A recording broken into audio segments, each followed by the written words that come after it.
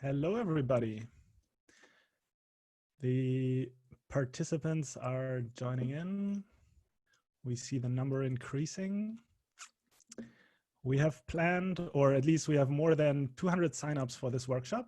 So I'll just wait a little bit for everybody to join, and then we'll get into the presentation and into the actual workshop. Hey, Tal. Hey there. All right, we are at 90 participants.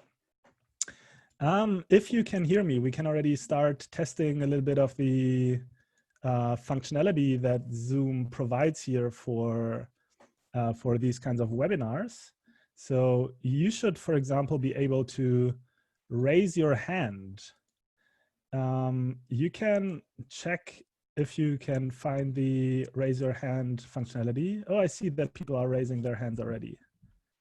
That's great to see. Perfect. The chat is also filling up. Let's wait a couple more minutes until we get started.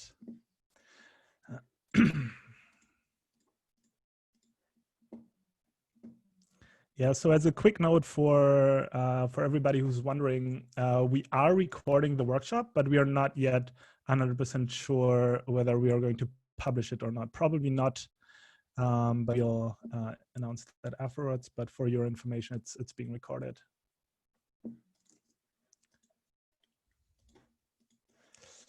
All right, then I think we can slowly get started. I am going to share my screen, and after that, we'll kick things off. All right, we have 109 participants now, and 8 participants raised their hand. Here's my attendee list also. That's great. I can see everybody.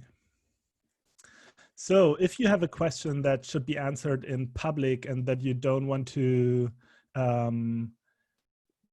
like that you don't want to like vanish in the chat, then you can use the Q&A section and post your questions there, and then I can pick the questions that are coming in through the Q&A section and respond through text or maybe even here like verbally by speaking. All right, we are 3 minutes in. We have 122 attendees, and I think we're ready to get started. So I'm going to share my screen, and we'll kick things off with a short presentation about what Prisma is, and then we'll go into the actual workshop where you're going to be able to get your hands dirty with Prisma 2 and try it out yourself. Let me share my screen here.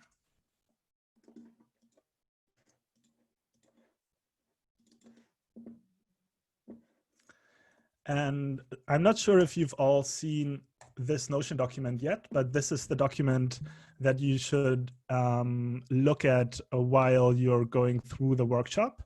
It contains all the information that you need to participate in the workshop successfully. So it lists a number of resources. You'll need the GitHub starter project later, but that's also specified in the lesson where you need it.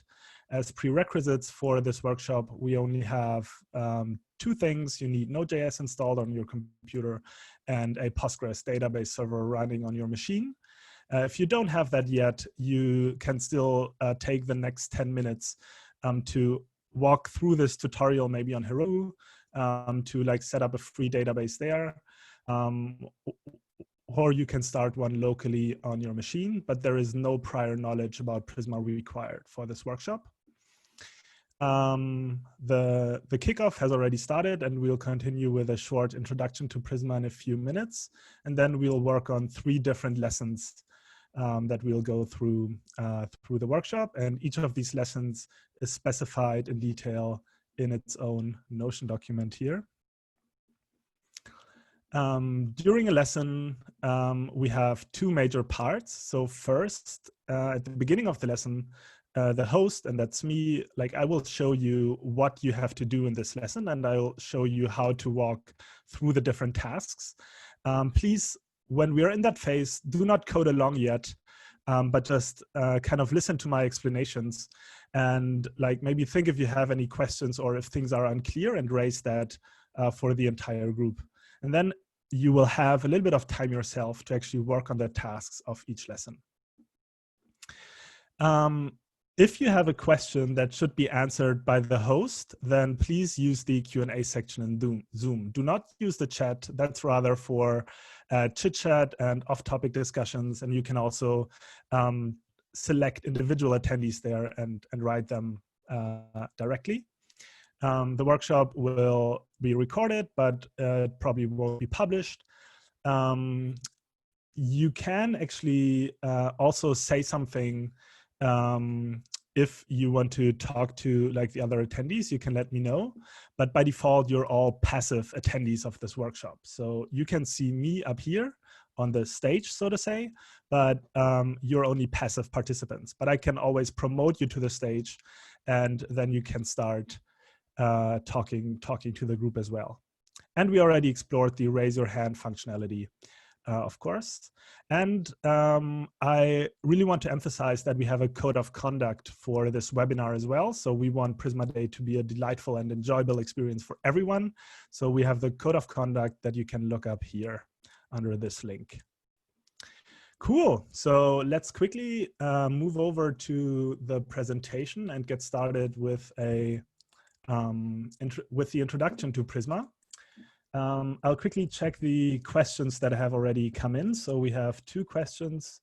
One is, could you explain in simple terms why there is a need for Nexus and what it does exactly? I'll come back to that in a second.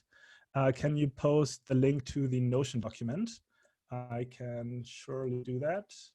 I'll just copy it from here and put the answer into the Q&A section. So inside of the Q&A section, you should now see the link to the Notion document. And 1 second, I just want to reopen my chat here to have it visible. All right, it seems like people in the chat are ready. The Notion document has been shared quite a few times by now. That's great. So I think we're ready to start. Let's dive into the introduction. Right, and we'll get back to the question about Nexus later. All right, let me start the presentation here and get started. In case you don't know, my name is Nikolas Burk. I work at Prisma in the developer success team, where my main goal really is to ensure that all developers that are using Prisma can reach their goals with the Prisma tools. So I'm responsible for helping out users in our Slack, on GitHub, on Stack Overflow, or wherever they ask questions about Prisma. And also I'm responsible for writing documentation and like creating examples. That's what we do at the developer success team here. And you can follow me on Twitter and on GitHub as @NikolasBurk. So let's start with a big question, and the question, what is Prisma actually? So it is an open source toolkit for your database workflows. And it consists of 3 major components. That is Prisma Client, Prisma Migrate, and Prisma Studio. Of these 3 tools, at the moment, Prisma Client is the only one that is considered production ready. And Prisma Client is basically a query builder for your database. So you can use it in your Node.js and TypeScript applications to send database queries and read and write data in your database. Prisma Migrate then is a tool that you can use for migrating your database schema. So if you need to create new tables in your database, or if you remove an existing one, or need to make another change to the database schema, then this is what you would be doing with Prisma Migrate.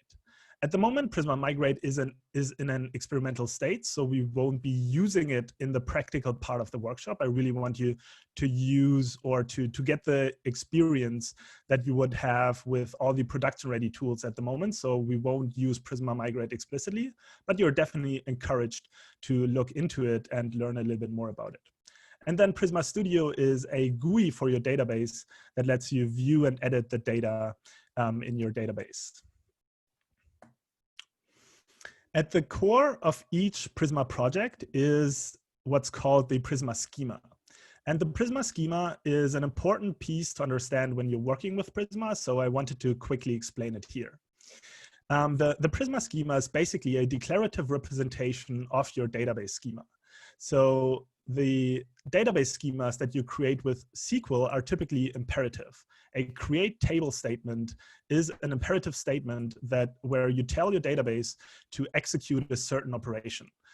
The Prisma schema, on the other hand, is declarative. That means you rather describe the structure of your database schema in a declarative way, and then you can use that declarative representation, for example, to generate to have your Prisma client be generated that you can then use to send database queries.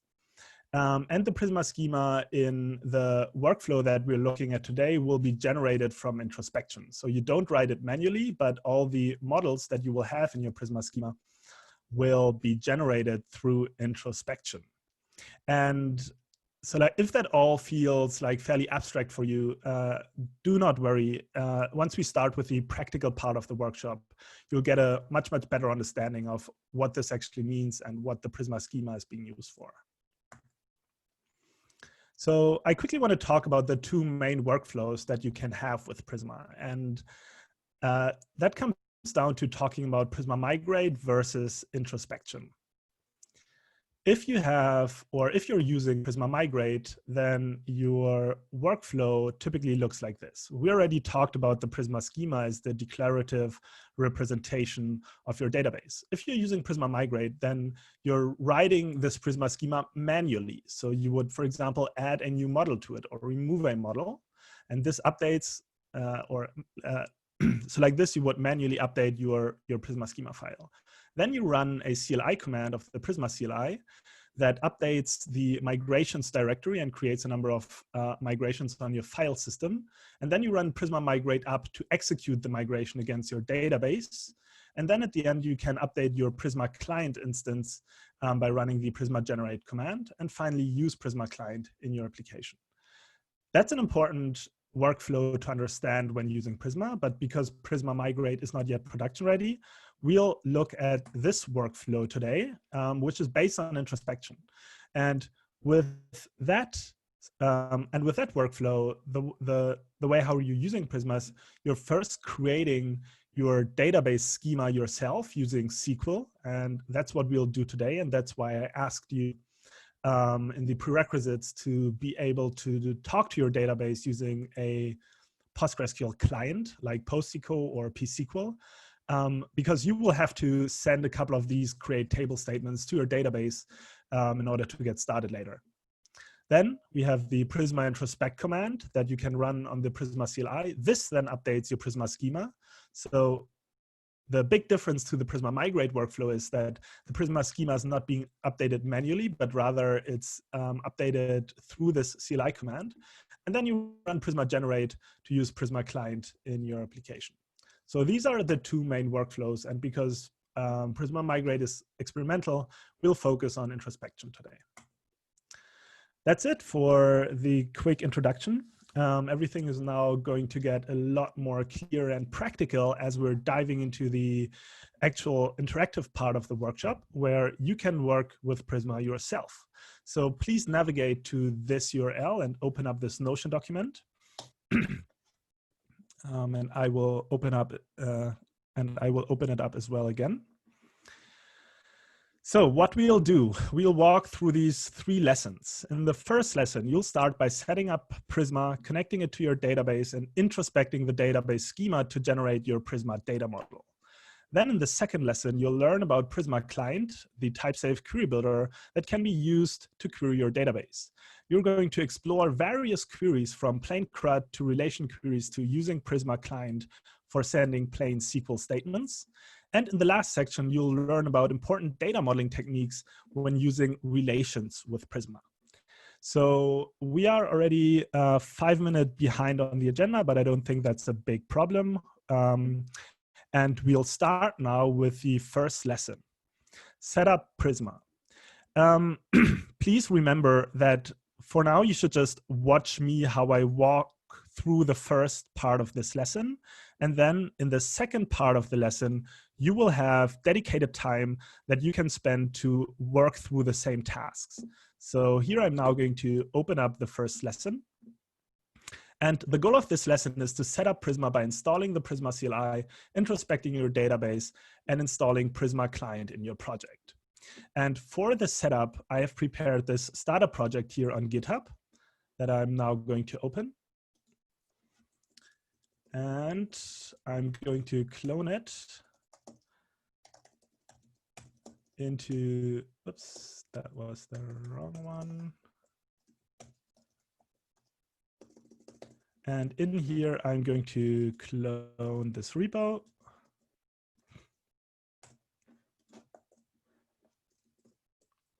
Making it a little bit bigger here, hopefully for you to see. And installing the dependencies and opening in the project in VS Code. That's what I'll be using. And if you look at the project, it's really a very straightforward TypeScript project with not a lot of dependencies. So all the dependencies we have right now basically are just required for us to use TypeScript properly and to run the TypeScript app conveniently with TS Node. And I defined this dev script right here that you can run with npm run dev in the terminal. It also has this index.ts file, which at the moment shows you a couple of TypeScript or like compiler errors. These compiler errors will go away at the end of lesson 1 when you have set up and installed Prisma client. So let's go back to the lesson and see what we need to do. So for the setup, we now cloned the starter project. And now we have to go and create these 3 tables that we'll need for the tasks later on. And I'm going to use Postico to send the database queries to the database. Where is, one second, I have to, I guess I need to end full screen mode. So this is Postico. And I'm first going to create a new database that's called Hello Prisma.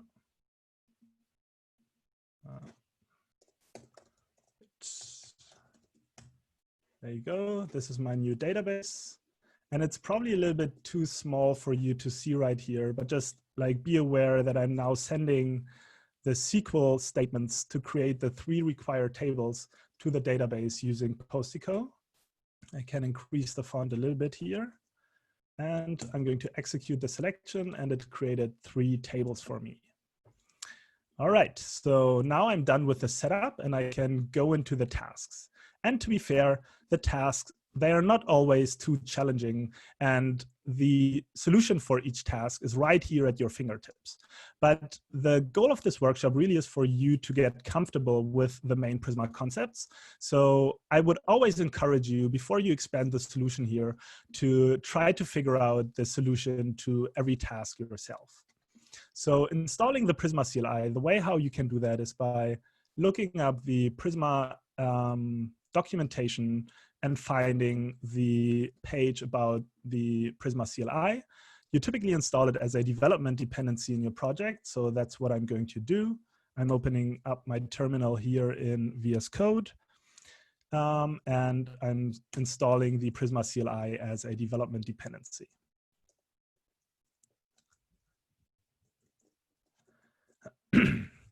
Next, we move on to the second task, where you should create your Prisma schema file. I talked about the Prisma schema file already a little bit in the initial presentation. And the way how you can create it is you can either just create a new file called schema.prisma, but for a little bit more convenience and a little bit, or like saving a little bit of typing, you can use the Prisma CLI that you just installed and invoke the init command. And that is going to create this new Prisma folder with an empty Prisma schema file that just defines a data source and a generator, and then this .env file here that you can use to set the connection to your database.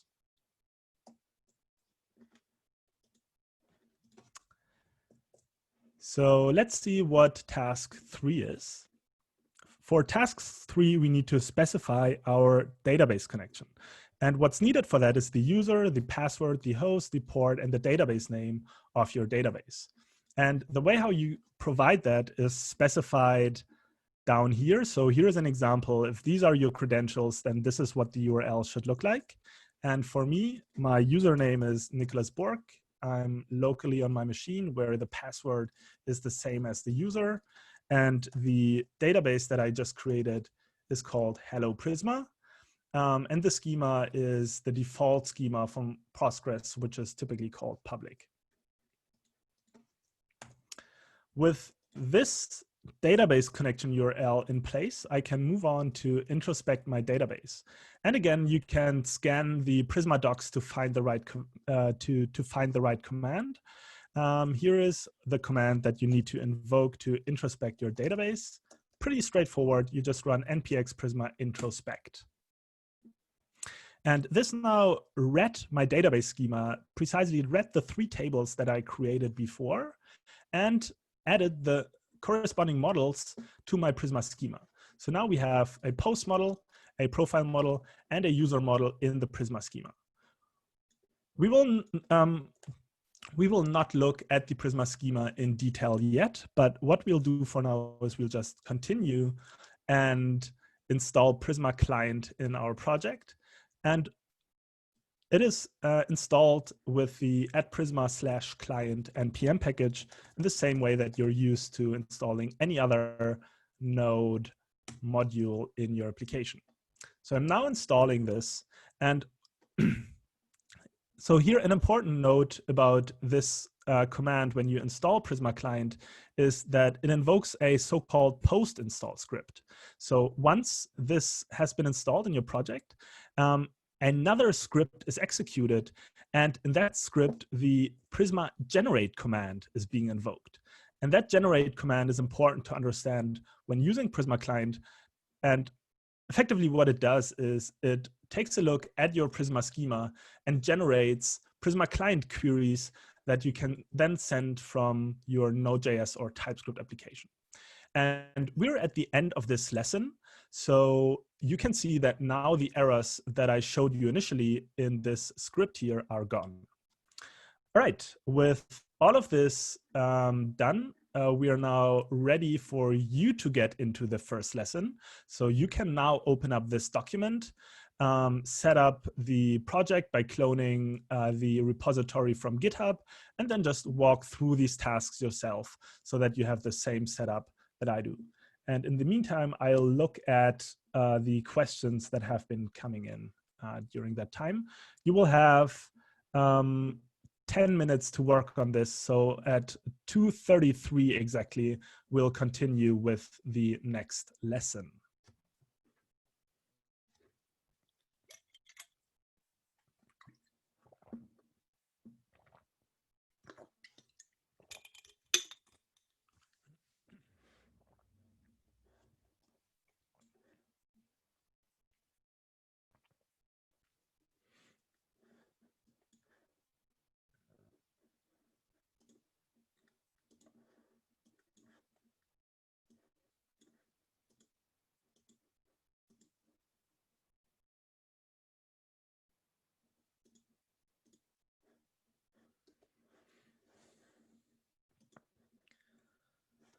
In the meanwhile, I'm taking a look at the Q&A section.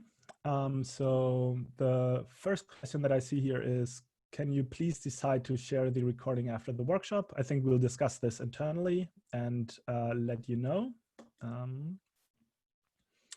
Is Prisma more than an ORM? This is a very nuanced conversation. And the way how we're seeing it is that Prisma is actually not an ORM, but this is a very interesting question. And it was so important to us that we decided to write a docs page about this. So if you are interested in how we think about Prisma, what it is, and the tools, then you can look at this docs page here that explains our stance on the question, is Prisma an ORM or not? I'll just paste it into the Q&A section so that you can look it up.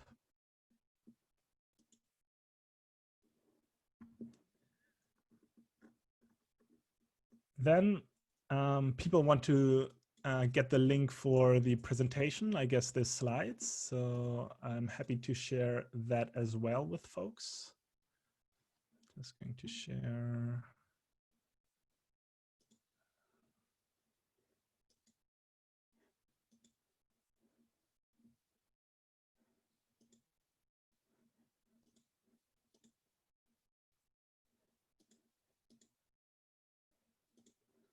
Now, anyone with the link on the internet?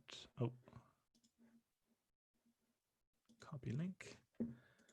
So, oh, can you share the presentation?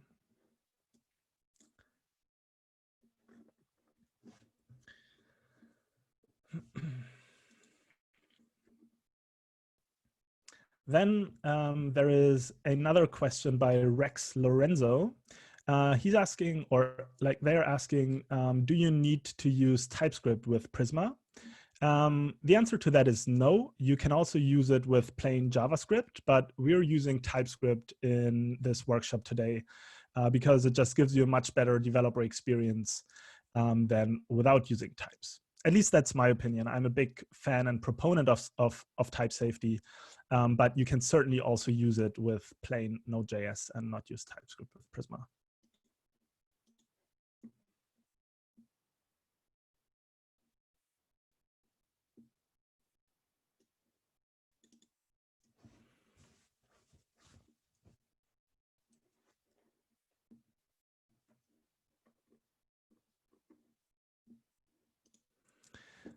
We have another question from Taras Prochenko. What workflow is first class in Prisma in the Prisma philosophy, introspection, or migration? So like that comes back to the two slides that I showed initially, the Prisma Migrate and the introspection workflow. Because Prisma Migrate is not yet production ready, what we recommend you to use today is introspection. So today, the introspection workflow is kind of the first class workflow in the Prisma philosophy. But further down the road, once we have Prisma Migrate ready, then we'll certainly recommend you to use Migrate also to create and manage your database schema.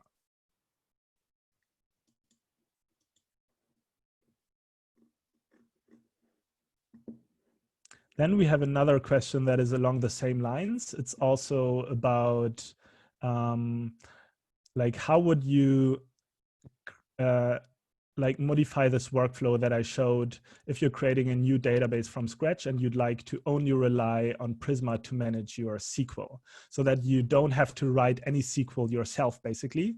And indeed, that's what we're working on with Prisma Migrate. It's not yet production ready, but it's certainly already in a usable state. And I know a lot of people that are already using it in their hobby projects. So if you don't have like really mission critical applications, but you just want to like work on your hobby project, then Prisma Migrate will most likely already fit your needs.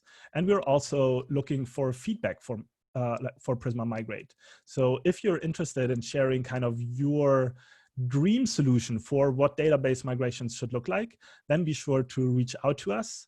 you can ping me on the on our public Slack, and I'll forward you to our product managers who are currently working on Prisma Migrate and making the design decisions there. So feel free to ping me if you want to start a discussion there.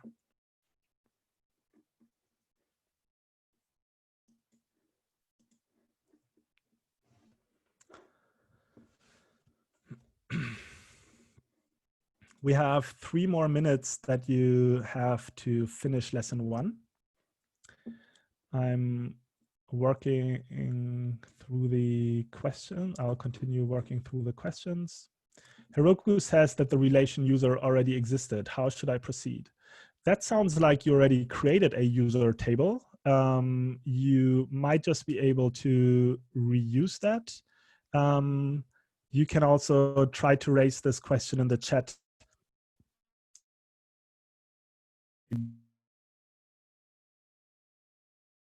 Unfortunately, with this kind of webinar format, I'm not really able to help people individually.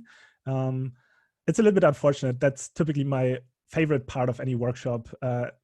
Now the time that you actually work on your tasks, and I can go around and help you and see where you're at.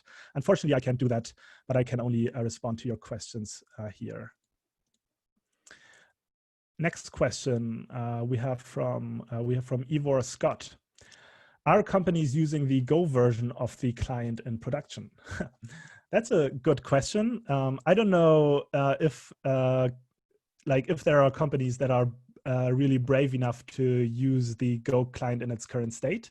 It's true that we recently released the very first alpha version of the Prisma client for Go. So if you're into Golang, then be sure to check that out. But I don't think that anybody's really using it in production at this point. It's really very early, and we're looking for the feedback from the first testers for our Go client. The next question from Nupur is pretty much the same. Is there any plan on supporting this in Golang? Yes, and indeed there is already the Go client in its first alpha version that you can try out.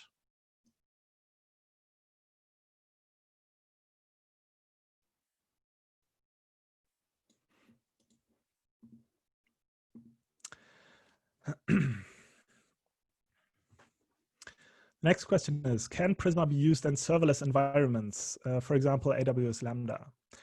The answer to that is yes. You can use Prisma Client in AWS Lambda. We even have a deployment guide in our documentation for this deployment scenario. So you can just check it out there and see what you have to do in order to get the application deployed.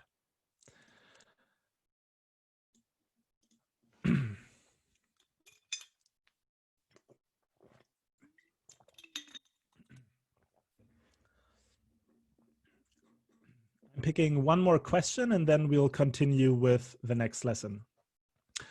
A question from Vina Melody. If Prisma replaces GraphQL query and mutation on the client side, if I'm using GraphQL. I would say the answer to that is no. Prisma doesn't really replace any GraphQL queries or mutations. But when you're using GraphQL in general, then you would use Prisma inside of the resolvers of your GraphQL server to access the database. So the role of Prisma inside of a GraphQL server is that it connects your resolvers to a database. In fact, we also have a docs page about this. If you go to our docs and open this Prisma in your stack menu, and then you navigate to GraphQL, this page really explains how to use Prisma and GraphQL together. All right, we are at the end of lesson 1. A quick show of hands. Let me quickly lower all your hands for now. All hands should be lowered. Who of you has successfully finished lesson 1? Raise your hand now, please. Oh, nice. You should see my desktop. I'm getting notifications for everybody, and I've never seen my desktop so full of notifications. That's awesome. So almost everybody, I want to say, or at least a lot of people are raising their hands. That looks good. And I would assume that most people who want to follow this workshop are now done with it. And if not, you have all the information in the workshop document anyways. So if you didn't completely succeed in like finishing this lesson for now, it's no problem. You can do that later.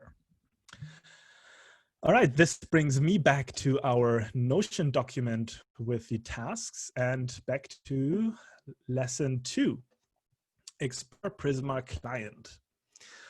The goal of this lesson is to get comfortable with the Prisma Client API and explore some of the available database queries you can send with it.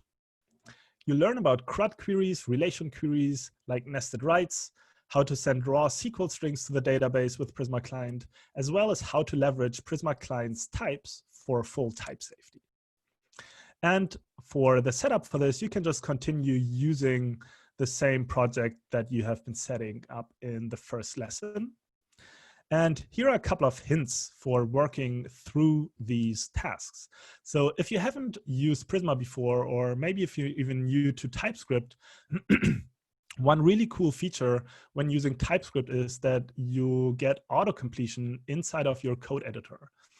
In this case, I'm using like VS Code, but you should also get auto-completion for database queries in any other editor that you're using and that supports that kind of feature. So for going about the tasks in this lesson, you can either go and explore the documentation. So in the documentation, we have the reference for all the different queries that you can send. So you can look up kind of what the queries look like here. But an alternative approach to this would be that you actually use the auto-completion inside of your editor and you just explore what the Prisma Client API looks like.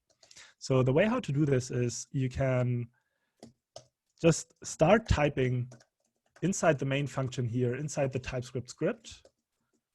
I just want to remove this.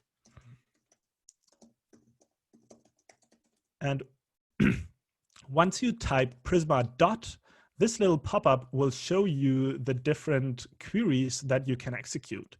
And in this case, for example, I could select that I want to query records of the post table, of the profile table, or of the user table. And I also have a couple of other like top-level functions that are being exposed by my Prisma Client instance.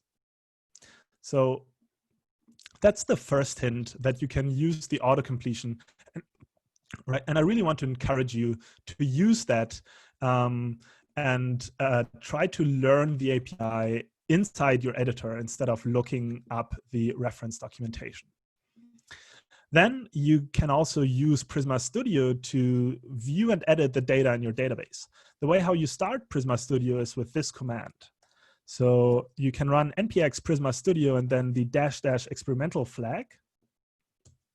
And this is going to start Prisma Studio in your browser, and you see that you don't have any records for the post table, the profile table, or the user table in the database yet, but that's what we'll create in a bit. And then you'll see the different database records right here in Studio. And the last tip or hint is that I would always recommend you for these kinds of workshops to actually type things out yourself.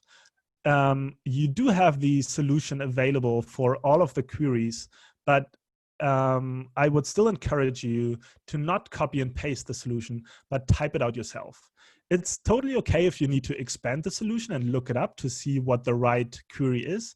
But even if you expand the solution, I still want to encourage you to type it out yourself and not copy paste.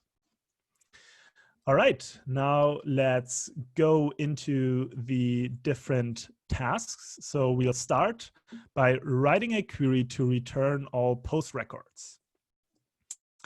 Going back to VS Code, if I want to retrieve all post records, I need to use this query here. It's called find many and can be invoked on the post property on my Prisma client instance. And then I also use console.log to log the result to the terminal. And then I can run the script with the npm run dev command. And we see that this prints an empty array. This is somewhat expected because we don't have any post records in the database yet, right? So let's move on to the next query that tells us to create a new post record with the title Hello World. So at this point, we're using a create query, and we can again use autocompletion to explore the arguments that we need to provide. So here I need to provide the data object, and that lets me provide the different properties for a post record that I want to create. And because I need to create a post with the title Hello World, that's what I'm doing here. I'm specifying that string as a title. I'm running the script, and a new post gets printed to the console. And if I go back to Prisma Studio, I also see that this post now is actually stored in my database. Going back to the Notion document and the next task, this time we need to write a query to create a new user record. And the name for the user should be Alice, and then the email is alice@prisma.io. So let's do that. This time we're invoking the create function on user, and we're immediately getting a TypeScript error because title is not a valid field when we want to create a user, but instead we can provide the name as Alice and the email with alice@prisma.io. That's the task. I'm running the script, and the record was created in the database. Let's go and validate it in Prisma Studio. There you go. The record is there. The next task is to write a query to connect user and post records. So in relational databases, you typically connect two tables with foreign keys. In this case, actually, our user and post records or like the user and post tables are connected with a one-to-many relation.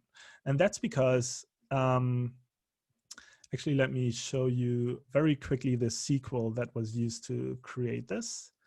So on the post table, you'll notice that we have this author ID column that is a foreign key to the user table. And that means that we can link post records to the user table by setting this author ID foreign key right here. And the way how you can do that is with Prisma is by using so-called nested write queries. And here we are going to use a nested write, and we are going to update the post because we now want to connect it to the author that we just created. So we first have to figure out which post we want to update. And it's the post with ID 1. And now the data that we want to provide for it is that we need to connect it to a different user record. And we can either do this by the ID of a user or by the email, because both attributes are unique and allow us to uniquely identify a record in the user table. So this is what the query looks like. I'm connecting the post with this user, with this email. And just to validate before, this user in Prisma Studio currently shows you that it has 0 posts.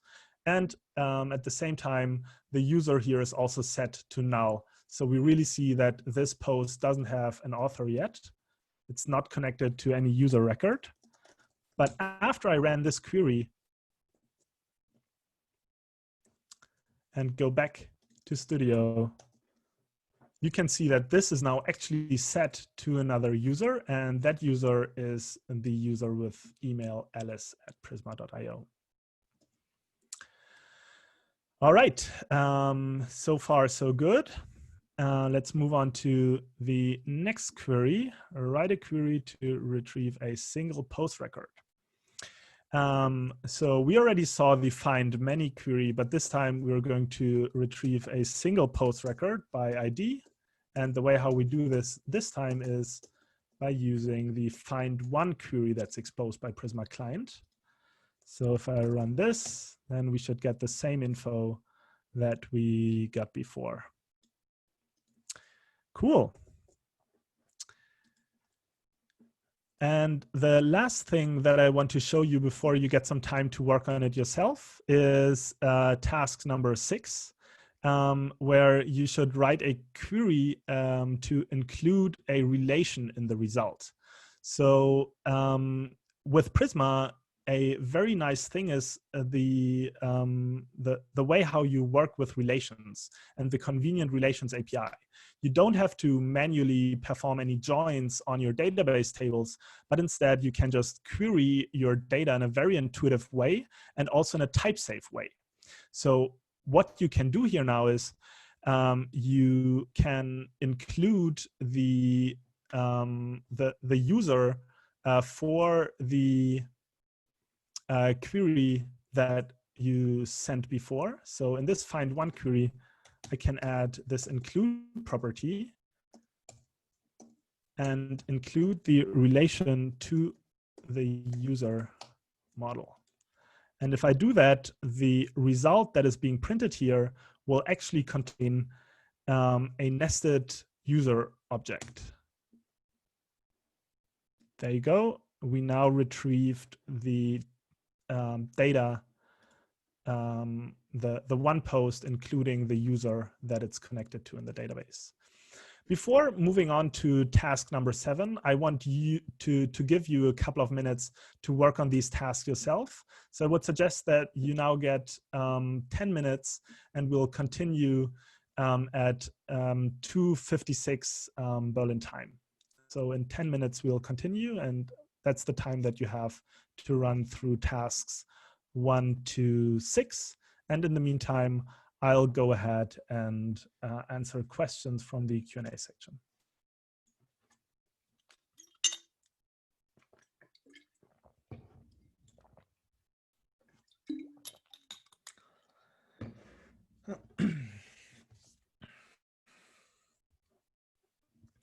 The first question by Tom Noble is, when do you think Prisma Migrate may be finished for production?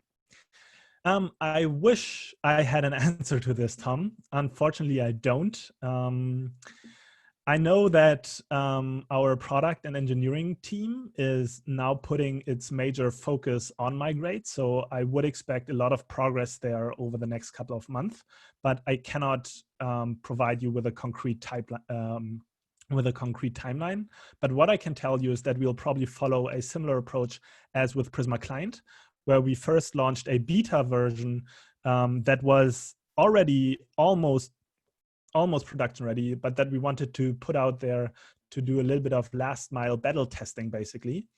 And I think we'll do the same with a Prisma Migrate version, and hopefully it'll be ready within a couple of months. But you probably don't have to, or like it's probably going to take at least 1 to 2 to 3 months until we have this kind of beta version ready. Another question from Vina Melody. How about subscriptions in GraphQL? So this question is also a little bit more nuanced. With Prisma 2, we don't really have a GraphQL layer anymore. So we cannot support GraphQL subscriptions natively because there is just no GraphQL. And without GraphQL, there are no GraphQL subscriptions. But we do indeed think about adding kind of a real-time component to the Prisma database toolkit. And that might allow you to get similar benefits and quickly implement GraphQL subscriptions yourself. But to be honest, this feature is a little bit further down the road. We have an open GitHub issue for it. I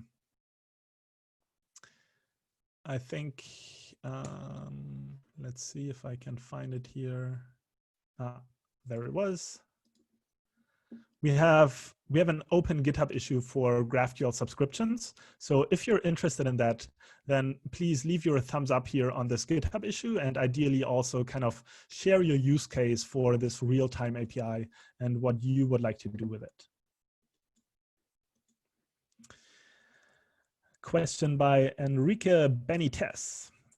Can we use another DB other than Postgres? Which ones are supported? And does Prisma GraphQL can be executed serverless?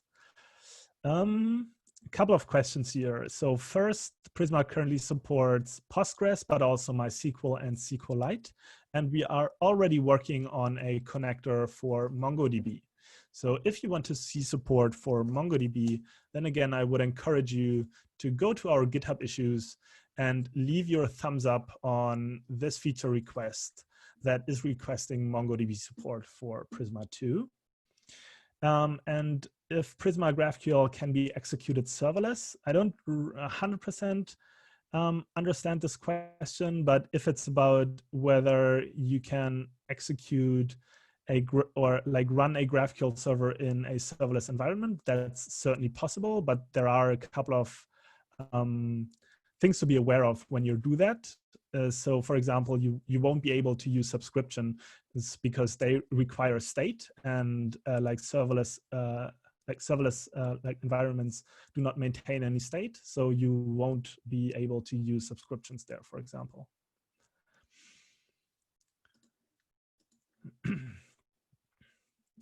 Multiple schema support coming soon. A question from Kushal Raj.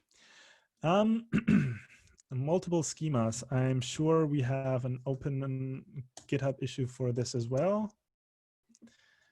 Multiple data sources or something like this. So again, if you want to see support for this feature, then I would encourage you to leave your thumbs up on the feature request, or if you can't find a feature request that represents the feature you want, then you can always create one yourself. But as of now, supporting multiple schemas isn't our focus. At the moment, our focus is to get Prisma Migrate ready. And behind the scenes, we're also working on supporting other databases first. And then at some point, we might look into supporting multiple schemas at once.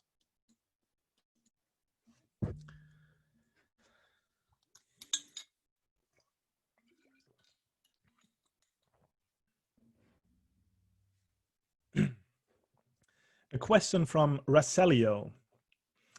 I would like to know once and for all. I love how this question starts.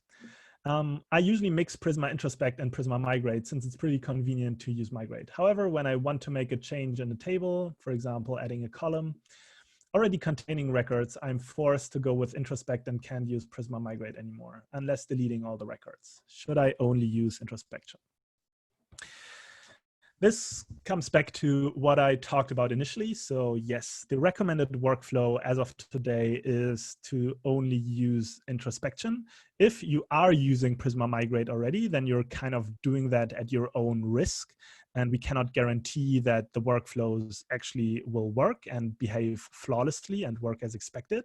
So it's somewhat expected that if you're using Prisma Migrate that you might run into these kinds of issues. That's why we don't officially recommend it.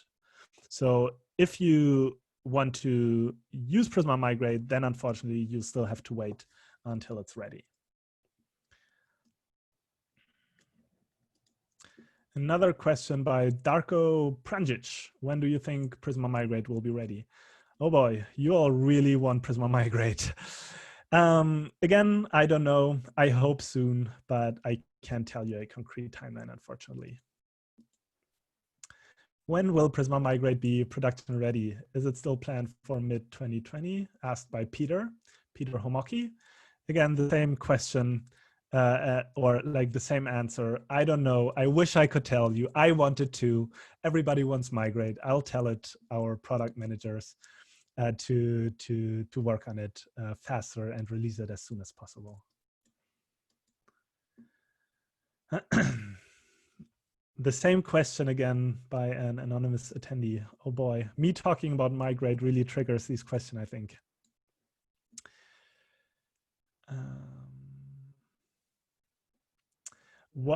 A question from Pat Skinner, again related to Migrate. What is the recommended way to deploy schema changes to production? Migrations are how my company historically handles change control and other platforms, Rails, Django, etc. Are there any best practices? We don't really prescribe anything in that regard, how you're changing your schema. You can really choose whatever tool feels right to you and to your team. You can, for example, use Knex.js migrations. So Knex is a fairly low-level query builder library for Node.js, and it also offers migrations. And it's totally fair to use that, or even TypeORM or SQLized migrations. However you want to define and migrate your database schema is completely up to you. Prisma at the moment doesn't prescribe anything there. But one thing that we're also considering now as we're working on Prisma Migrate and thinking about how it should actually work is so how it should best work in CI/CD environments and in production environments, indeed.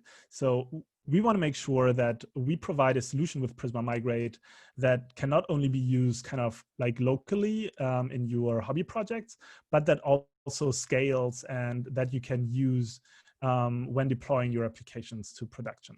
But we don't know exactly what that's going to look like yet, right? We are still in kind of that research phase where we're figuring out that question. So if you have any specific requirements for that, or things that you really liked about the ways how Rails or any other kind of migration tools is working, then please reach out to us and share your thoughts and share your ideas. And I'm sure even our product managers will be happy to jump on a call with you and talk about these ideas in person. So it's a really great way for you, how you can shape what Prisma Migrate is actually going to look like in the end.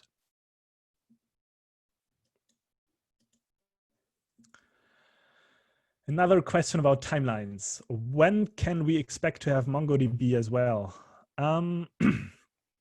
Again, I don't know. I can't share any concrete timelines. I wish I could tell you, but there are just so many factors that go into this. And the best thing I can tell you is to keep your eyes on GitHub, follow the feature requests, leave your thumbs up, leave your comments there, and tell us what you'd like to see.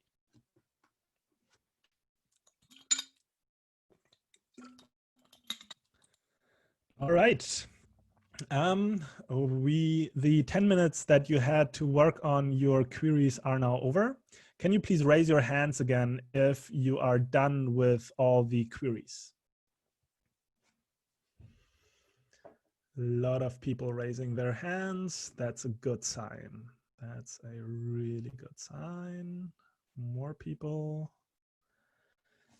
All right. And then I think we can slowly move on to the next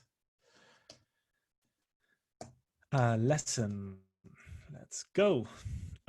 Sorry, not the next lesson, but just continue in lesson 2 with task number 7. Because now we're actually going to take a closer look at the Prisma schema again, rather something that we glossed over before, but now it becomes important. Because I want you to notice something in your code here, inside your VS Code. Inside the call to find one, you're using include to refer to the relation from the post to the user model. And the reason why this field is called user here and why it's uppercased is actually because that is how the field is written inside of the Prisma schema. So I'm putting the Prisma schema and the code side by side. And here you can see that the user field on post is also called user. So this relation field that denotes the relation from the post model to the user model is currently called user. And that's why it's called user here. And typically you want to lowercase these fields because that's what you're used to when you're working with JavaScript, is that typically all your kind of parameters for functions are typically lowercase or at least camel cased. And at the moment, this is uppercase because it's auto-generated from this field. So one way how you can change this is by just manually changing the names of the relation fields right here in your Prisma schema. And the reason why you can manually change these fields is because all of these relation fields, this relation field on post, this relation field on profile, and these two relation fields on user, they are all virtual. Here, virtual means that they are not represented in the database schema. If you look at the SQL for this Prisma schema, then you will not find these fields. You will find these fields. They are all also represented in the database. They manifest in your database schema. The author ID, the content created, and these are all the columns that you actually created here. But what does not exist on the post table is a column called user that magically points to a full other object of the user type. So these relation fields are virtual, and the reason why they are there is because they let you conveniently work with relations in the Prisma Client API. So that's why we introduced those. And to make my API more idiomatic, I can now go ahead and change these fields to the values that I would like them to have. And in this case, I actually want this field to be called author, because really what this relation represents is the author relationship. A user is the author of a certain post. So I want this to be reflected in my schema and in my API. That's why I can rename it here. The same for profile. I'm just going to lowercase this. I think user is an okay name. I could also call it like something like owner maybe, but in this case, I'm just going to go with user. And then this post field is also interesting because this is actually a list of posts, right? One user can have multiple posts. It's a one-to-many relation. So I want to lowercase and pluralize it here. And then also I do the same for profile. I'm lowercasing it. Once I'm done with that, I can go ahead and run npx prisma generate. So remember that this was the command that is updating my Prisma client queries that I can send to the database. So I'm running this command now explicitly. And now this field here is going to, or like has to be changed to author.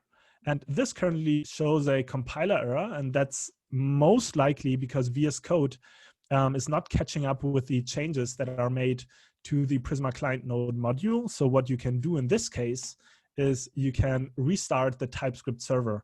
So the way how you can do this is by hitting Command-Shift-P inside VS Code, and then just start typing TypeScript or restart TypeScript. Sorry, it's there already. You start typing TypeScript and then you restart it. And now the error is gone. And this is actually the author field now.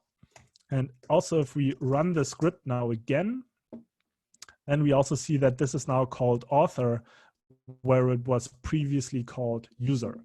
So that's one way how you can configure your Prisma Client API and determine the different, or the names of the arguments that you're passing to the Prisma Client queries. So that was the task here. We ran Prisma generate again, and we also updated the code from before and saw that everything worked. And the next task is to now write a nested query to create a new user record with new post and profile records. And the post title and the bio that we provide, we can just decide ourselves. And we should use our own name and email when we're creating this. So let me go ahead and do this quickly and show you how it works. So I have to go and create a new user. create, we already know this from before.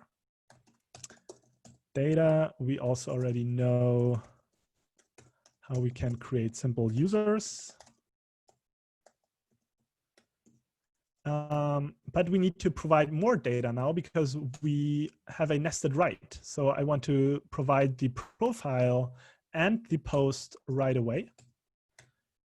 And I'll start by first creating a new profile with the following bio: developer success at Prisma. That's my bio. And then I'll also go ahead and create a new post with a title I like Prisma. All right, you can actually also include these relations in create queries, and I'll do that here just for illustration purposes. So now I can say that I want to have the posts and the profile relation also be returned by that user.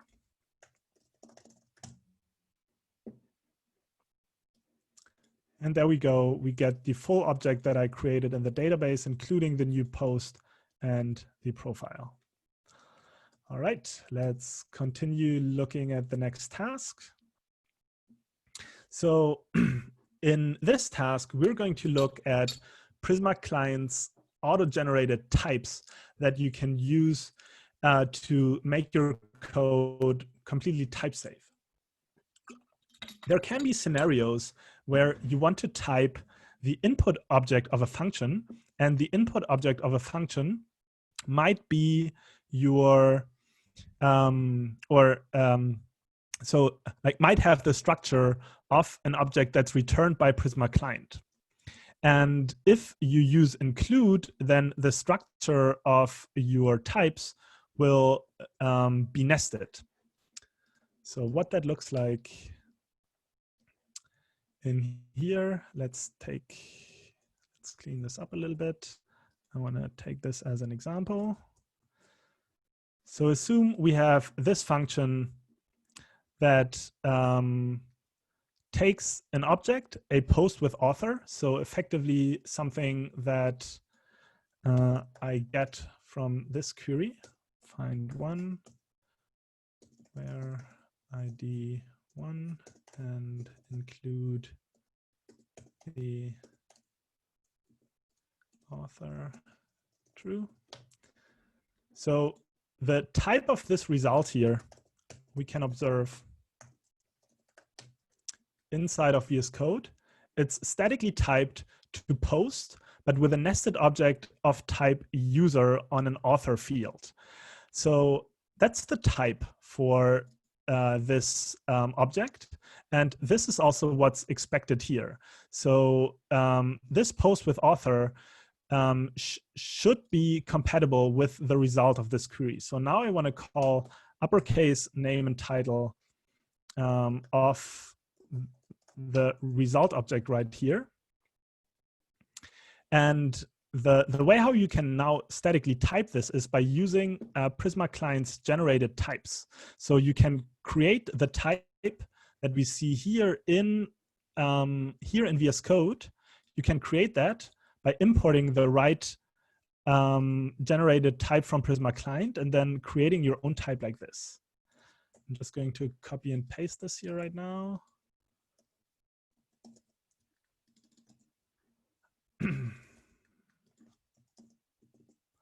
And now I can use this to tell the function that it has the type. Right. And because like this might be null, I actually have to check if result.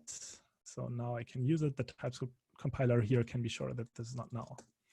All right. So that's the idea. And the task is to do the same for this function. So your task is to type the function of this one, and it's very similar to the approach that you took here. Like you'll get time to work on this yourself in a couple of minutes. And then last task, and I think this was also asked already in the Q&A, I quickly saw it but didn't get to reply to it yet, is I want to show you how you can send plain SQL to your database And in this case, we want to do that to retrieve the latest, the date of the latest post record. And the way how you would accomplish like such a task typically is by using an aggregation function where you can have the database calculate for you the maximum value of the created at column and then just return that record basically. So like that's how you would typically tackle such a task. But Prisma has currently only very limited support for aggregation functions. So I wanted to show you how you can accomplish this use case using plain SQL and by using the execute or the query raw API. And this time I'm actually going to cheat a little bit and just copy the solution myself. So this is the SQL statement that is calculating the max value for the posts in the post table. And then you just use the query raw function that's exposed by Prisma client to return it. And I can run this query like this. And it just returns the date of the latest post. I could adjust the query to return the full object, but for now it just returns the date of the post that was created last in the database. All right, that's it for the second lesson. You will now again get, let's say, 10 minutes to work on these tasks yourself. And then in 10 minutes, we'll pick up the next lesson, lesson 3, and talk about some data modeling techniques.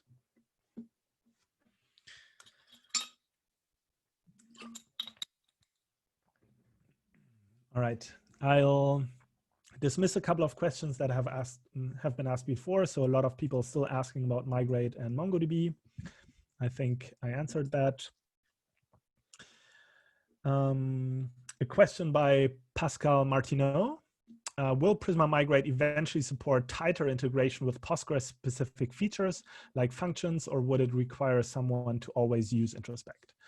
It is certainly our goal to minimize the gap between the feature support of Postgres and Prisma Migrate. Today, actually, like Prisma Migrate only supports like a set of, or like a limited set of types when like working with Postgres. But in the future, we want to expand the functionality of Prisma Migrate to be able to represent all the native Postgres features as well. I'm not 100% sure whether we can cover all Postgres features, but it is certainly our goal to have like Prisma Migrate be as fine-grained as possible and like allow you to do any Postgres-specific configurations with it as well.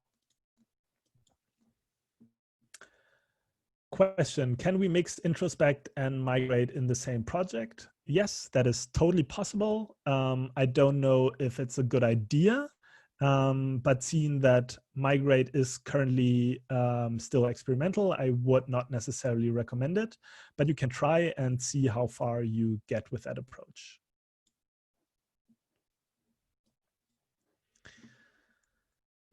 The schema should be default Pascal case from Postgres standard snake case. The current map annotations are tedious.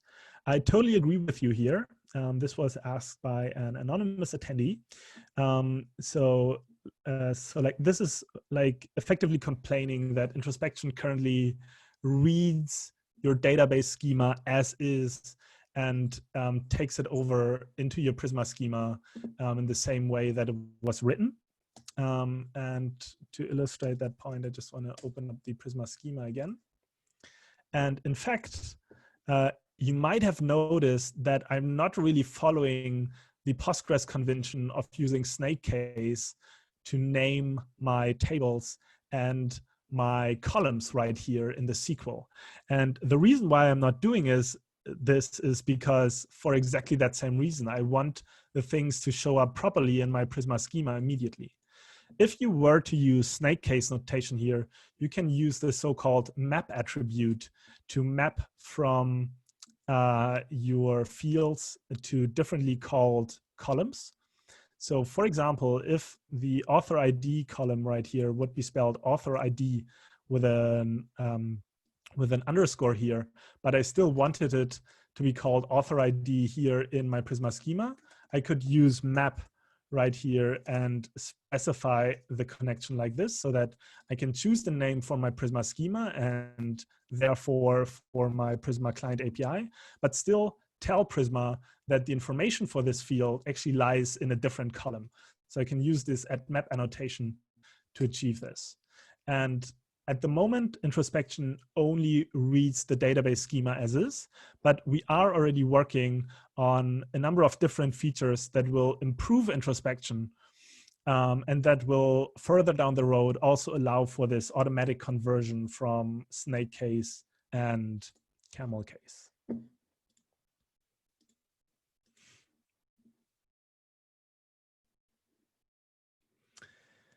Another question, in a real project, is it essential to leave the backend together with the front end, or can I separate them into two independent projects?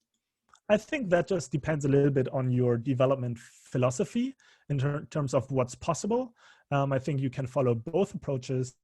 You could either have kind of a big monorepo for your front end and your backend, but you might as well just split them entirely and work in two completely different repositories.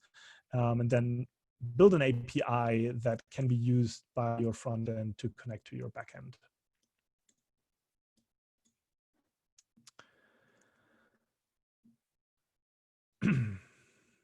An interesting question by Matthew Knight here. What is the funding source or monetary long-term plan for Prisma? And like, this is a very important question and a very valid question, because at the moment, all we do is we build open source tools. And that's what we are really passionate about. We want to solve common database problems that application developers have. And we want that these tools and technologies that we build to be available for everybody. So that's why at the moment we are focusing on open source. But we are indeed a venture-funded company, and eventually we will have to make money to sustain the development of these open source tools. Like, that's pretty obvious. And the way how we want to do that is by building commercial services that are especially relevant for teams and larger organizations to facilitate working in Prisma projects. So all the Prisma tools that you see on GitHub today, they will remain free forever, but we are going to eventually build commercial services that are targeting teams and organizations for better and more convenient workflows. We don't fully know yet what that is. And if you have ideas for things that you'd like to see there, again, I would encourage you to reach out to us and help us figure out like what the best problems are that we should solve there. The next question asked by Shahruz Tanvir is Prisma better than Apollo GraphQL? That's an interesting question. My first response to that would be that it's very hard to compare the two. It's kind of comparing apples and oranges. And it's therefore hard to say which is better because they cater to different use cases, right? Apollo GraphQL is a GraphQL ecosystem that has a client component, a server component, and that you can use when you want to build a GraphQL API. Prisma, on the other hand, is not that. Prisma is an open source database toolkit that you can use to access your database, and later on, when Migrate is ready, also to migrate your databases. So you can't really compare the two. They are very different. So my recommendation would actually be, if you want to build a GraphQL server with a database, then just use Prisma for that and combine Apollo and GraphQL to kind of get the best of both worlds.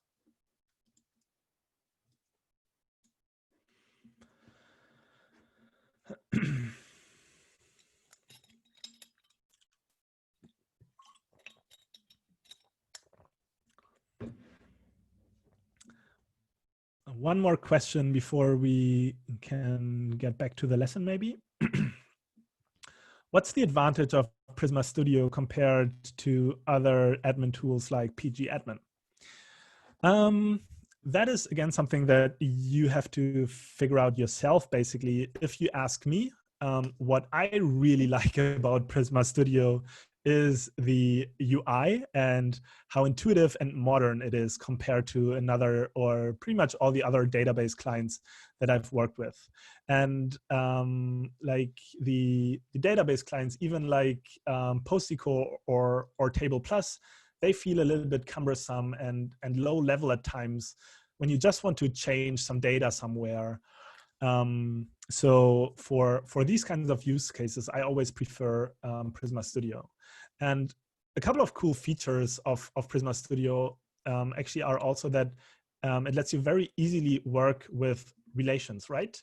So here I can, for example, configure the relation right here in Prisma Studio. And I can say, okay, while this post currently has the author with this email address, I can just now change it to this one and change the data right here in Prisma Studio. And then another cool feature of Prisma Studio is this tree view here that allows you to deeply drill into relations. So I can expand a post record here and then expand it to user, and then again expand it to post. And I can just drill down into the relation as deep as I want. And that's enabled by the tree view here that I don't think you get with any other database GUI either. So for me, it's really just the ease of use, and then also this like these special features for relations, which make Studio a very nice database GUI.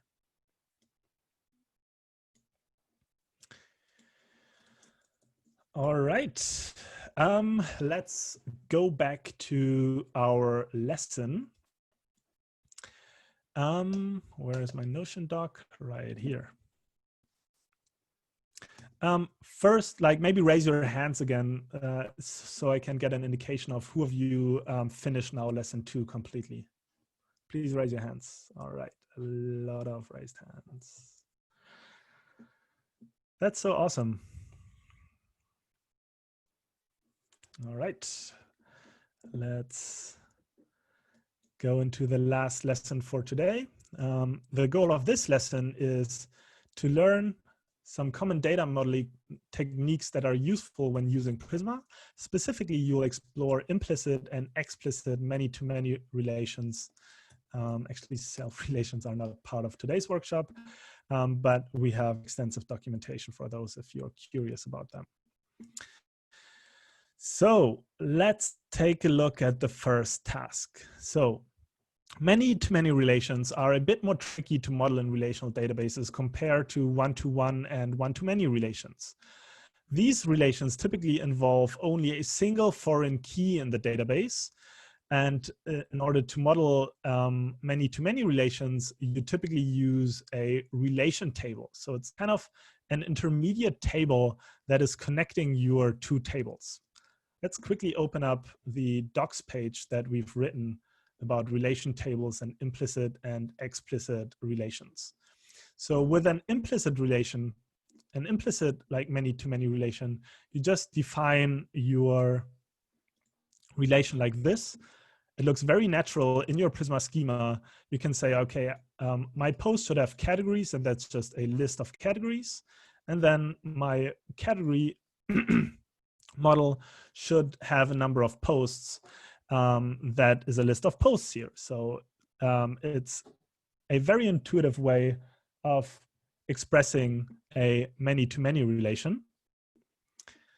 And if you have an explicit many-to-many relation, that's where you would use this intermediate model, but that we'll take a look at next. First, we're looking at how you can get implicit many-to-many relations. And because I explained to you before that we cannot use Prisma Migrate, unfortunately, as of today, we cannot just specify our many-to-many relations like this. This is just not possible because the way how we obtain these models is from introspection. So now we have to create our database schema with SQL in a way that the Prisma introspection is able to interpret the database schema in a way that it spits out these models with this kind of implicit many-to-many relation. And the way how you can do that is by following the conventions, or really rules, for how you have to structure your relation tables to get an implicit many-to-many relation. And there are a couple of requirements for how you can get this. So the first is that you must name the relation table in a way that it's prefixed with an underscore. So this is a valid name and this is a valid name for a relation table, but these are not. Then your relation tables must have exactly two columns that are called A and B, and where A represents the model that comes first in the alphabet. So in this case, it's category, and then B, the second one, that's post. And then you have to define two indexes on your new table as well. And that will allow Prisma, like Prisma's introspection, to understand the relation as an implicit many-to-many. So let's go back to the task. And I'm going to cheat again and just go ahead and copy the solution here. I'm using post-echo again to create the table. So what I'm doing is I'm creating a new table called category. And then this relation table that follows the rules that I just explained via the Prisma docs. So I have this relation table with two columns, and then I'm adding these indexes that are required as well. I'm going to send these statements to the database, refresh, and the new table has been created. Let's go back to the lesson and see what we are instructed to do next. Okay, we now we created the table, and if we recall the workflow from the slides initially, I just want to quickly point that out. So this introspection workflow, I just want to point out visually what is happening, and that what we're doing here is we're following exactly this kind of illustration. So we're again changing by or like starting by changing our database schema. I just did that. I just created new tables. The next step is to run Prisma introspect and then to run Prisma generate. And then we can use the updated version of Prisma client in our application. And in fact, that's exactly what the Notion document tells us. We first now have to run Prisma introspect and then run Prisma generate as well. And when now running introspection, where is VS Code? Right here. When now going and running the introspection, I'm also adding this experimental re-introspection flag.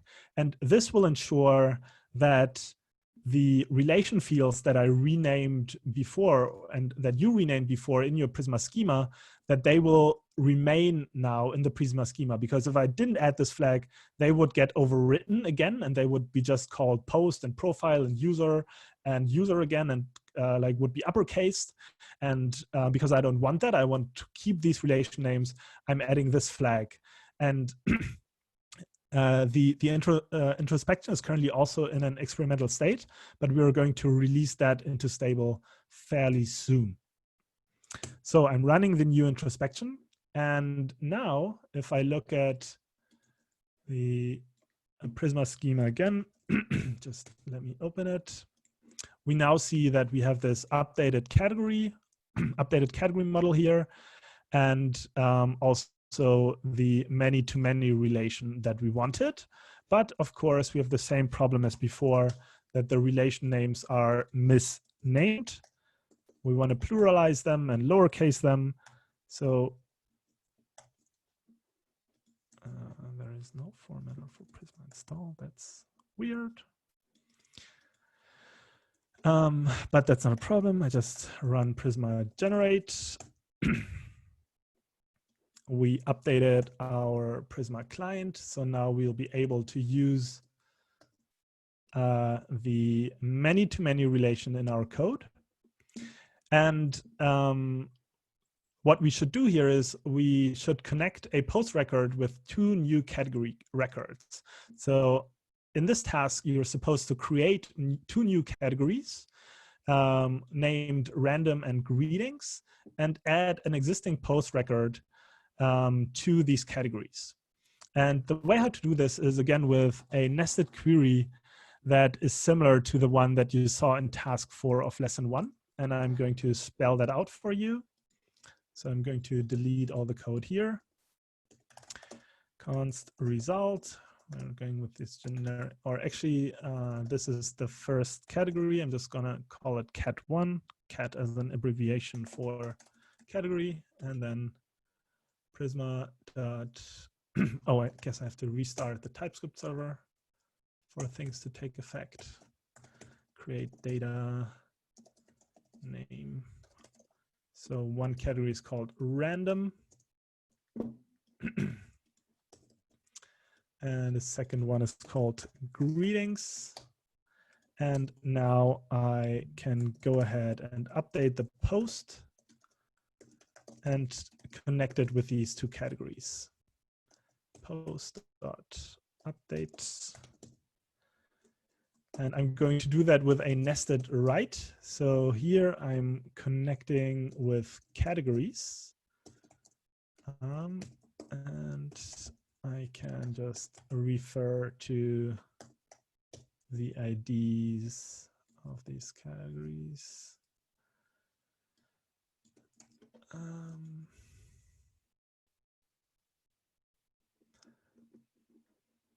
Of course, I have to specify which post I want to update, and I'm going to use the first one. So I can now run this query, and just to quickly show you, in the category to post table at the moment, we don't have any data. That's because we don't have any categories yet, and we also didn't connect any categories with any posts. But once we connected them, we will have new records here in that category to post relation table. So I'll now go ahead and run the script.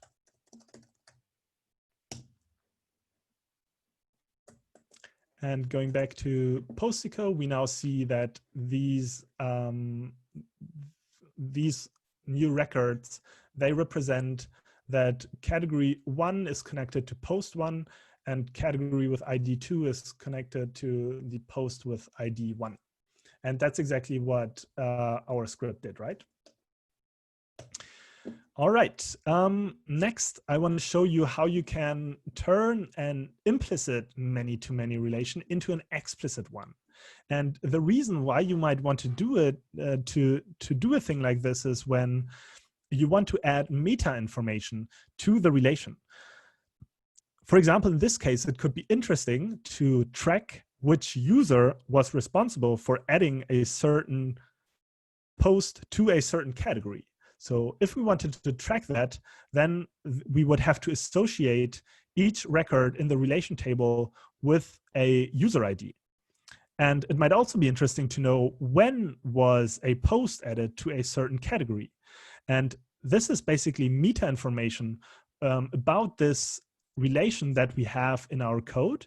So now here is the SQL statement that will allow me to add this meta statement and make the many-to-many relation explicit. What I'm doing here is I'm renaming the current column A to category ID, B to post ID, and then I'm adding this new column user ID and a new column created at to store the information that I just discussed. So I'm sending these SQL statements, and we now see that we have a user ID and the created at value for the relation table. We can go ahead and reintrospect the database again in VS Code. And this time, if I go back to the Prisma schema, we see that we now have this explicit relation table as a model in our Prisma schema as well. So how can you, now that you lost this convenient way of Prisma Claim to connect a post with a category, how can you now create a new category? That's the last task of this lesson. And the way how you do that is by creating a new record for this table, of course. So let me go ahead and show you how this is done. I'm just going to use a test category for this one and also run npx Prisma generate. Again, just updating my Prisma client, restarting the server. And now I have to create a new record here in the relation table, which I do like this. And again, I can just follow the auto completion here. And these fields, again, are uppercase, so I could lowercase them. For now, I'll just leave them uppercased. Connect by ID again. We'll use the same cat1.id. We'll use the post from before, just ID 1. And user will connect by email. So that's the user that added this post to this new category. Let's log the result.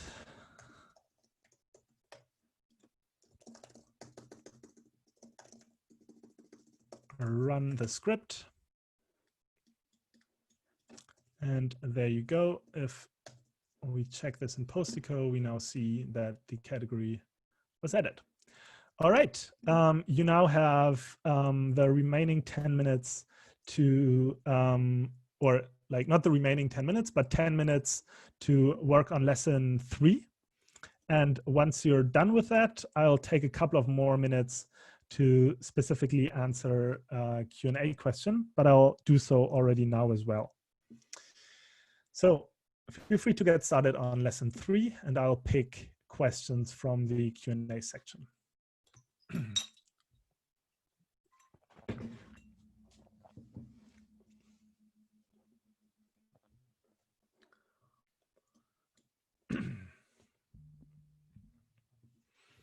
There was a question from an anonymous attendee. Can we create a post and assign it to a user record at the same time, perhaps on a post create?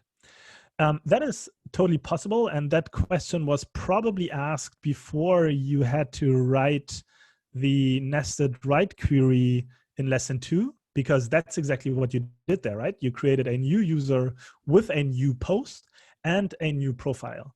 Of course, it's also possible to do it the other way around. You can create a new post with a user, and you can pretty much nest these like nested writes as deeply as you want.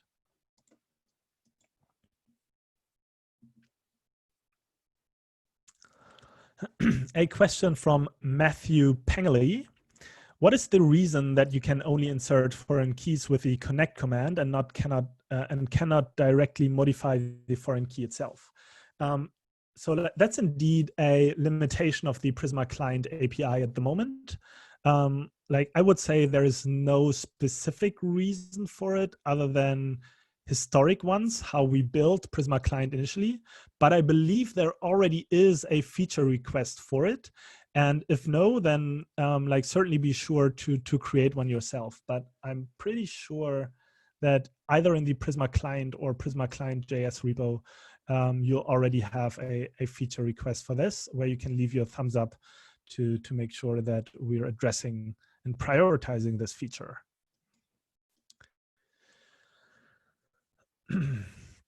Question from Sergey Gidora. Can you run an update and connect multiple posts at once to a user? For example, connect to user X all posts where title contains some string.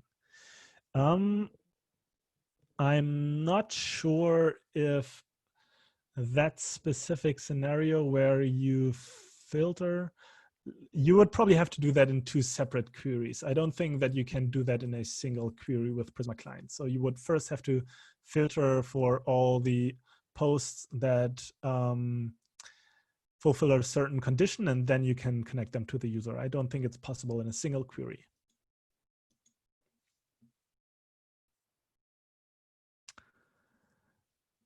Question from Benjamin Schwarze. Is there any way to specify a better relation name, e.g. author instead of user when using introspection? Yes, there is. In fact, I think you already did that also in lesson 2. Right, and it's also nice to see here, Benjamin. I think we talked at the last Prisma Day in person, so it's great to see you here again online.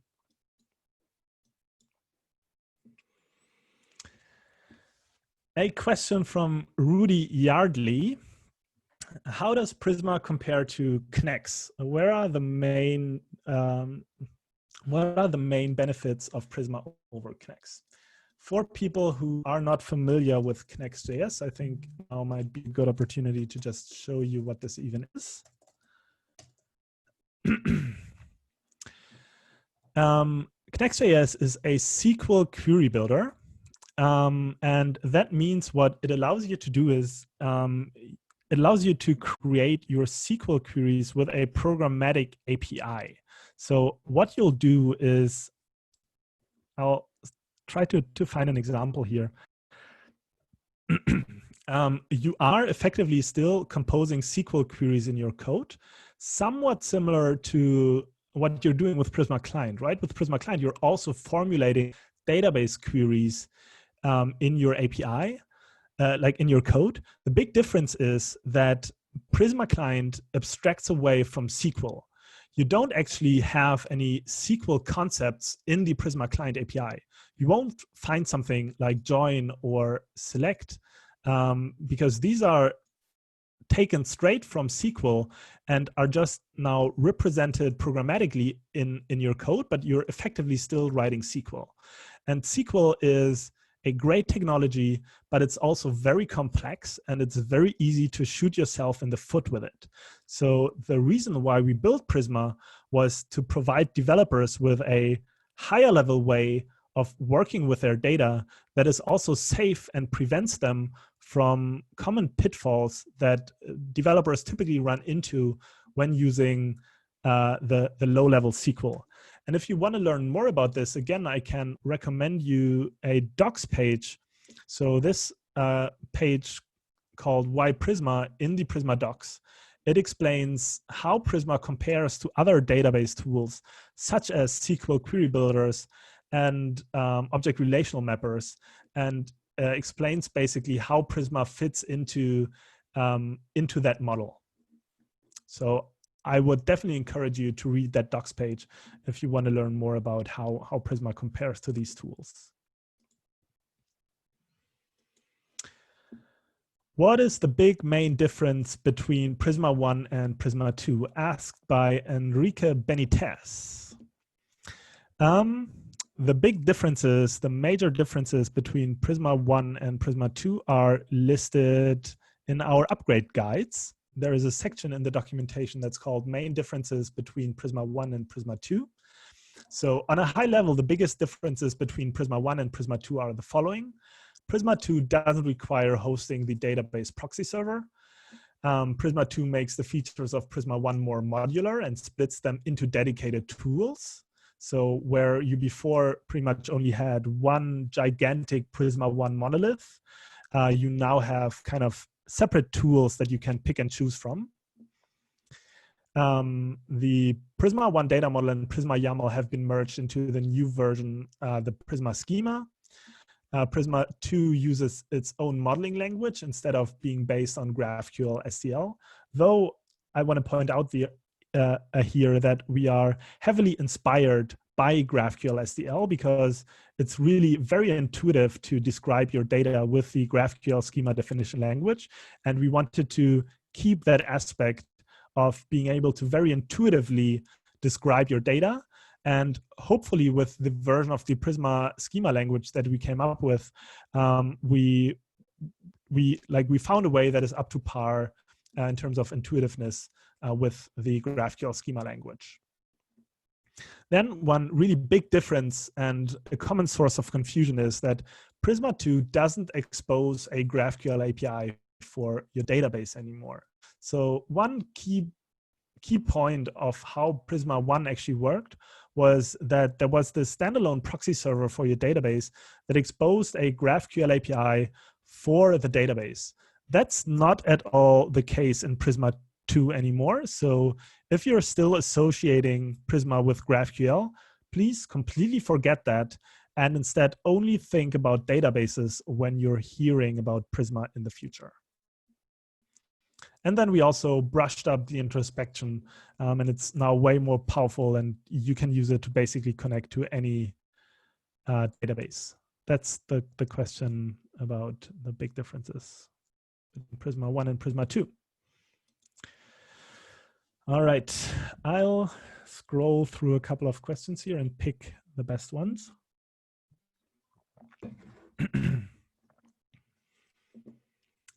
Is there any practical guide to migrate from Prisma 1 to Prisma 2? Yes, in fact, that is something that we are currently still working on, and you are looking at it already here in the documentation. If you want to upgrade from Prisma 1 to Prisma 2, this is basically where you start. This page will tell you kind of what the most important things are to be aware of, and it'll also talk about kind of the different upgrade strategies that you can take and when you should choose which strategy. And then the upgrade path pretty much looks as follows. Of course, you start by installing the Prisma 2 the Prisma 2 CLI. Then you create your Prisma schema and configure your database connection URL. So that's pretty much the same as if you were getting started from scratch or in a non-Prisma 1 project. These steps are always kind of the same with Prisma. Then you introspect your database. And then like the next step is that you can use this Prisma upgrade CLI that we are currently working on to fix the Prisma schema, because the introspected Prisma schema will have a couple of flaws or incompatibilities which are due to how Prisma 1 manages your database schema. So you can resolve these incompatibilities with the Prisma upgrade CLI. And then as a last step, kind of you'll go ahead and adjust your actual application code to use the new Prisma client that you're also exploring in this workshop. I hope that answers the questions about migrations or at least upgrading from Prisma 1 to Prisma 2. Is there any plan to support Oracle DBs in the future? That's in the same bucket as support for MongoDB or any other database. We want to eventually support pretty much all kinds of databases and data sources, but of course it'll take time until we've built the right connectors for those. We are considering to kind of make the connector interface a little bit more well-defined so that people eventually can even build their own connectors and might even connect to things that go beyond databases. So the way how Prisma is actually designed, it could also connect to any other data source, not necessarily a database. So you could also use Prisma to connect to a REST API or a GraphQL API even, if you have the right connector for it. That, of course, is way, way further down the road, and we'll have to figure out the details of what what that looks like. But that's just pretty much the glimpse into the future of what we're planning with Prisma.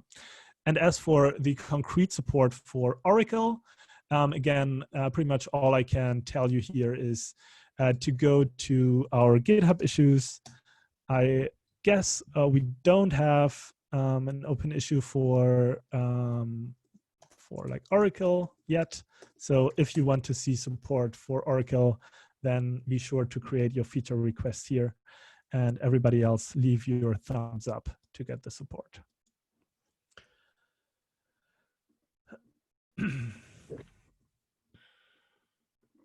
Scrolling through a couple of more questions here.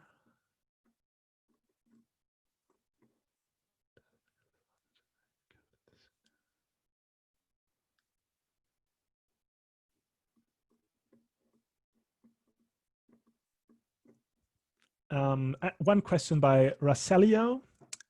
Is it possible to use subscriptions without Prisma by using GraphQL Yoga and simply use Prisma in your resolvers? Yes, you can totally use subscriptions when you're using Prisma. In fact, we do have an example for this. So if you go to the Prisma examples repo and you open up the TypeScript folder, then you'll find this subscriptions pub/sub example. And the way how you can achieve subscriptions with Prisma is by kind of manually triggering your subscriptions inside your mutation resolvers. So here in, I guess that was 2 times clicking the same link, schema TS. Inside of your mutation resolvers, what you can do is you can publish a new event, and this is going to trigger the subscription that people can subscribe to with GraphQL. So it is certainly possible to use subscriptions with Prisma, even though Prisma currently doesn't support a native real-time API.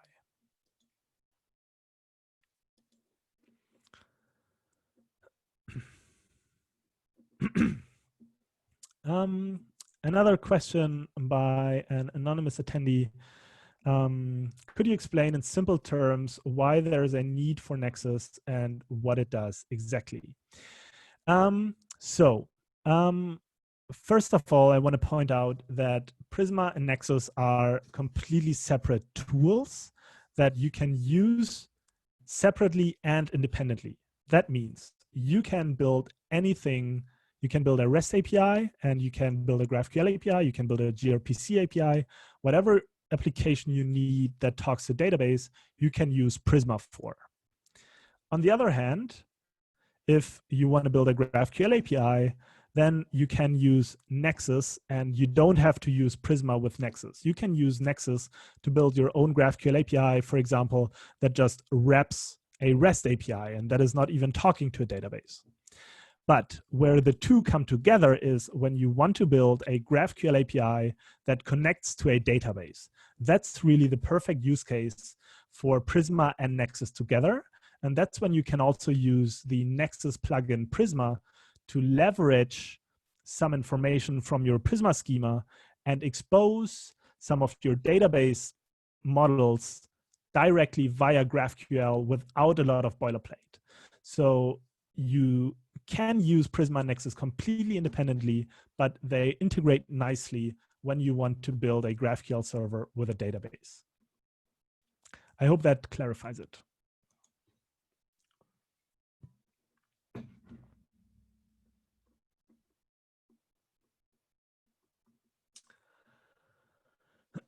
A question from Daryl, and it's great to see you here online as well, Daryl. Seeing as you're working on Migrate now, have you considered sharing a document with current known issues, etc.? That'd be useful to help people decide if they want to use that or rather introspect for now. We don't have that indeed at the moment. I guess the best place to find out about the current known issues is in the Migrate repo and actually looking at the issue, like at the GitHub issues in that repo. But I can share this with our product team and ask them if they can set something up like this. Then we have another question from Chris Sterritt. Will you cover transactions? Yes, Prisma eventually is going to support transactions. In fact, we are already supporting transactions in a limited capacity today with nested writes.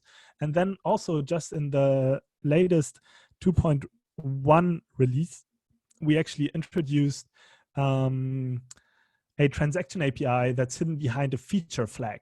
So you can enable this transaction API by adding this experimental features field to your generator block. And then you'll be able to write transactions. That is, you can effectively wrap multiple write operations in a single transaction where all operations are guaranteed to either succeed or fail. And in that case, the entire transaction will be rolled back.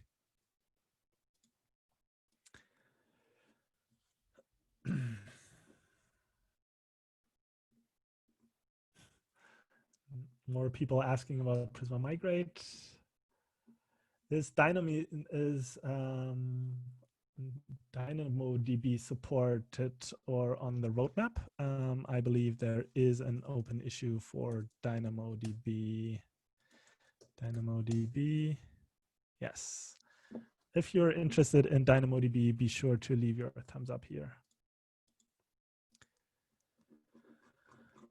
All right, there are still a ton of questions. I might pick out a couple of these questions later and respond to them afterwards on Slack.